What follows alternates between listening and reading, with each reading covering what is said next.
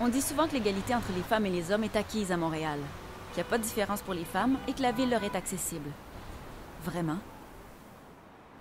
Il faudrait le demander à Élodie, qui planifie aujourd'hui aller chercher son petit à la garderie, ramasser du lait à l'épicerie et amener ses enfants au parc. Son trajet ressemble à une course d'obstacles et une fois rendu au parc, les installations sanitaires sont inexistantes.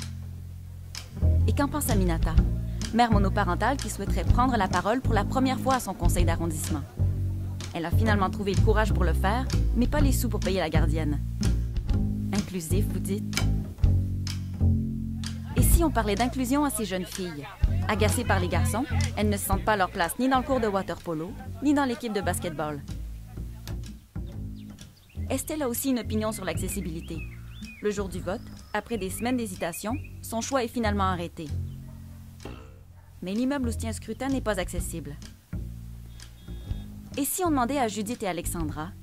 Leur loyer est devenu exorbitant, elles doivent déménager dans un quartier mal desservi par les transports en commun. Épicerie, piscine, réunion deviennent trop loin pour y aller à pied et l'insécurité s'installe. Mais une ville, ça se planifie. Pour le développement de Montréal, soyons créatives et portons de nouvelles lunettes pour un nouveau regard. C'est qu'avec l'application de l'analyse différenciée selon les sexes, on verrait beaucoup mieux les possibilités de changement.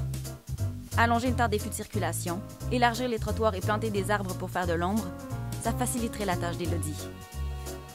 Avec un service de halte-garderie et une animation cordiale qui donne le goût de participer, le conseil d'arrondissement serait pas mal moins stressant pour Aminata. Puis qui a dit qu'une fille, ça ne jouait pas au baseball? Des activités sportives encourageant la participation des filles, c'est pas bête. Faire en sorte que tous les bureaux de vote soient universellement accessibles ou choisir des endroits qu'ils sont déjà, ça rendrait tout ça beaucoup plus inclusif pour Estelle. Et avec un pourcentage de logements abordables dans les nouveaux projets, des services de proximité et des abribus éclairés, Judith et Alexandra dormiraient sur leurs deux oreilles. Assurer l'inclusion et la participation des femmes à la Ville de Montréal requiert une prise en compte de leur réalité et de leurs besoins particuliers en amont du développement.